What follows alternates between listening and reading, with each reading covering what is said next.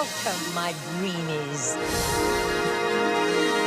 To the stage. To the stage! This is gonna be the best workshop ever! Copy that. We're going to be learning about the magic of the performing arts. His name is Hugo. Every theater ought to have a duck. It's time to start our acting class. First, there's listening. Super important. What did he say? Are you ready to sing your hearts out for Miss Julie? What you're listening to is audio from Julie's Greenroom, a brand new series that is streaming on Netflix in its entirety right now, I believe, and on the Mocklink TV, Internet, and Fiber Celebrity Hotline. Ladies and gentlemen, a legend, Julie Andrews, along with her daughter, who she created Julie's Greenroom with, Emma Walton Hamilton. Welcome to the great state of Iowa. Good morning. Hi, Tony. Good morning, Tony. This is Julie. And this is Emma. Oh, my goodness. This is like a dream come true, ladies. Thank you so much for calling. I appreciate it. Nice to speak to you. Nice to speak with you, Tony. Yeah. So, okay, I have to start out by telling you, Julie and Emma, that last night at my house we watched, I think it was 1 or 2 or maybe 3, Julie's Greenroom on Netflix, because I have a 5-year-old and a 2-year-old, and ladies, they loved it. Oh, hooray!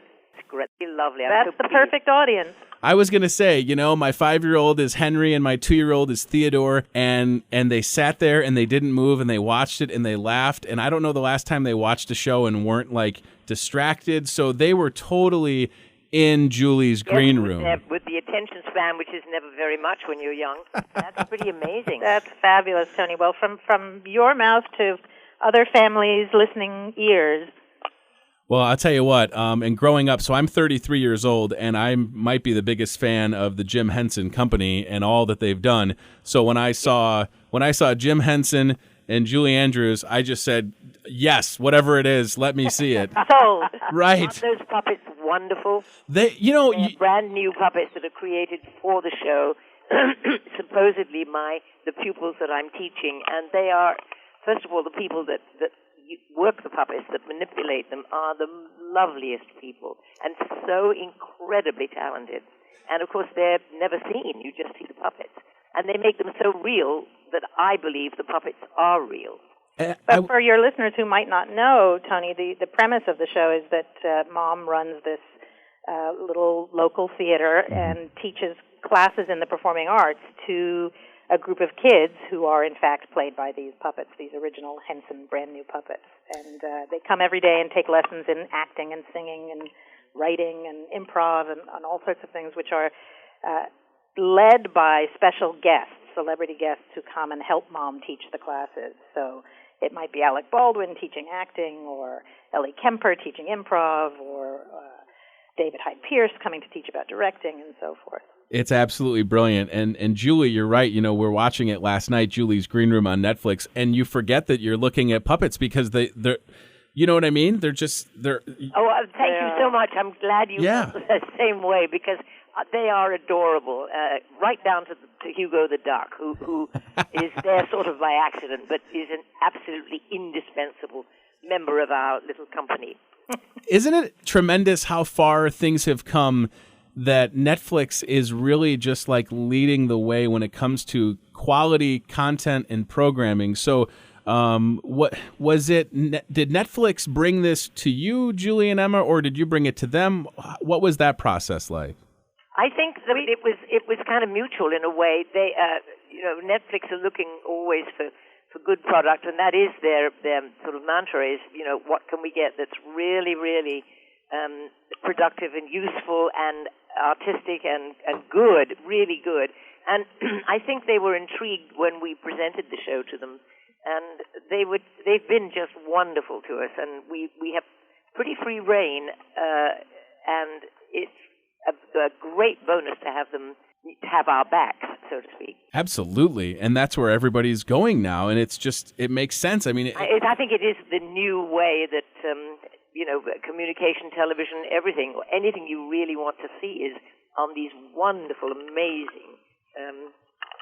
What are they called? Not channels, but just kind of like on-demand subscription-based That's content. right, on-demand Yeah. companies, yeah. So The other nice thing is that you can actually, all the episodes, all 13 episodes of the series are loaded up at once all around the world. So, as you did last night, you were able to watch 3 episodes back to back, and you don't have to wait until next week for the next installment. Oh, and with a 5 and 2-year-old how important that is.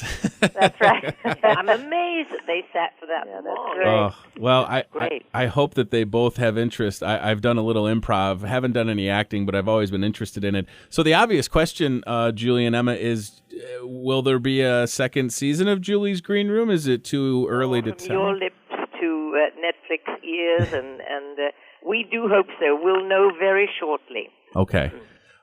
Julie, I posted on my Facebook that I was going to talk to you, and I had so many comments and questions from people that are your fans.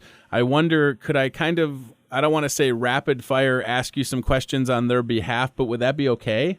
Yeah, well, try me. Okay, perfect. So Lindsay was wondering if you've kept any props from the various movies that you've done.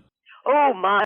Yes, I have a pair of shoes from Mary Poppins, which are now, when I use them, I actually keep them very safely because I don't want anybody running off with them or anything. So they can be a good doorstop occasionally. I don't think there's an enormous amount from other films, but those I certainly have. Jimmy says, can you ask Julie if she would consider herself an actress who can sing or a singer who can act? And I thought that was kind of interesting. Oh, my. Well, I've always been a singer my whole life, was trained as a singer. But I hope these days that it's kind of evened out a little bit.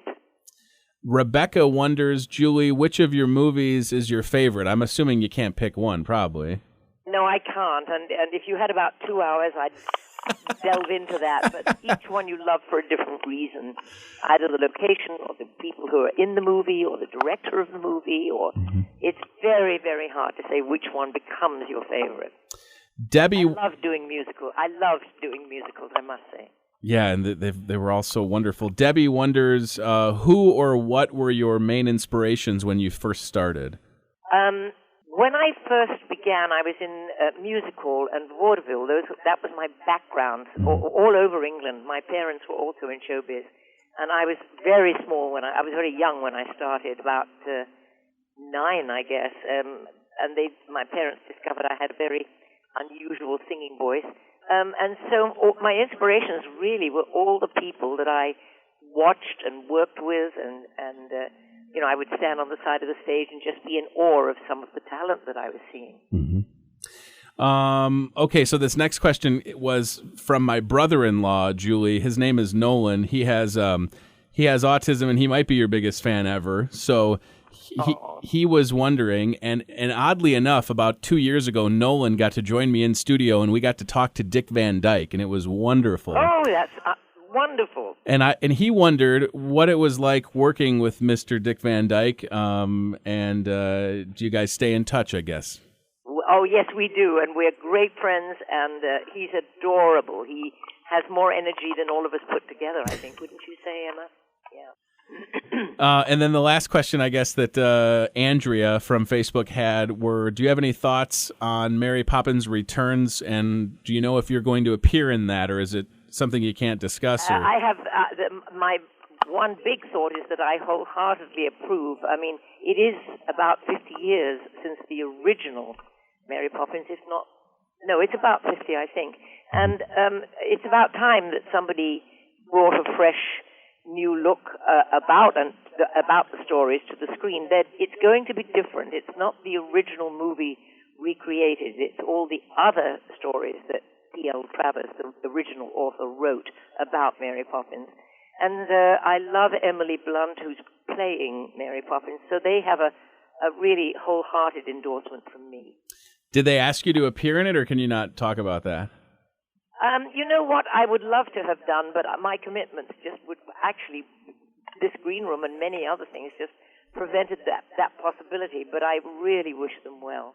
Well, listen, Julie and Emma, I'll tell you what, this Julie's Green Room is so wonderful. And Emma, I mean, working with your mom, because now as a parent myself, obviously I have the 5 and 2-year-old, and if they're interested in radio, it would be great. Emma, talk about that for a second. I mean, it's got to just be so wonderful, right, to be able to do this together? It is wonderful. It's a great blessing, and the happy surprise of it is we've actually been working together in various creative capacities most of my life. Sure. But, writing together, and I, for many years, ran a theater where Mom directed and so forth. But the happy discovery is that being creative collaborators only enriches our personal relationship. Somehow it allows us the opportunity to have creative fun together and takes the pressure off some of the other tensions and dramas and, family stuff that might otherwise get in the way. I can only say it's been a gift to me because I never imagined that when Emma was a baby. But my gosh,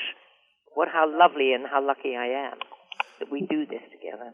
Well, I tell you what, for everybody listening, Julie's Greenroom, all 13 episodes are on Netflix right now with Julie Andrews. It's absolutely fantastic, along with her daughter, Emma Walton Hamilton. Julie, growing up, the last thing I'll say is at my grandma's house in Oak Park, Illinois, outside of Chicago, she had The Sound of Music on the dual VHS tapes, and I think I've seen that about 1,000 times, and it just always it always just brought so much joy to my grandma, and I thank you for. Wonderful. Oh, I'm so pleased. Well, thank you, Tony, and please give our love to Henry and Theodore and Nolan, and I hope we talk again one of these days. I tell you what, when season 2 gets announced, please join us again in the state of Iowa on the radio. It'd be a pleasure to have both Julie, yourself, and Emma. We look forward to that. We'd be delighted. Continued success. Have a great rest of your day. Thank you so much. Thanks, Tony. Thank you, Tony. Bye-bye.